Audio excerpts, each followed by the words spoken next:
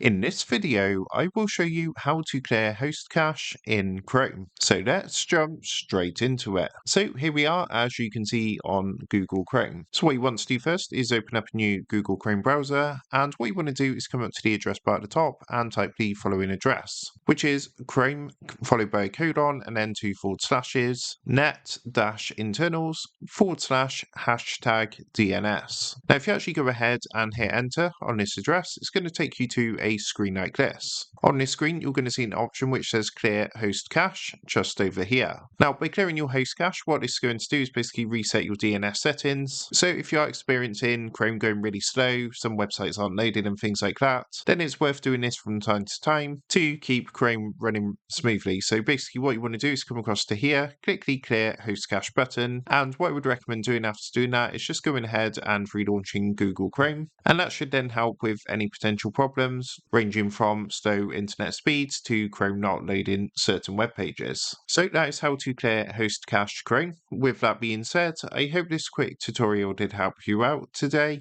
and if this did help you out, I would really appreciate it if you was to consider dropping down below the video, leaving a like, and also subscribing to the channel. With that being said, I just want to take a minute to thank you guys for watching this quick tutorial, and I will see you in the next video.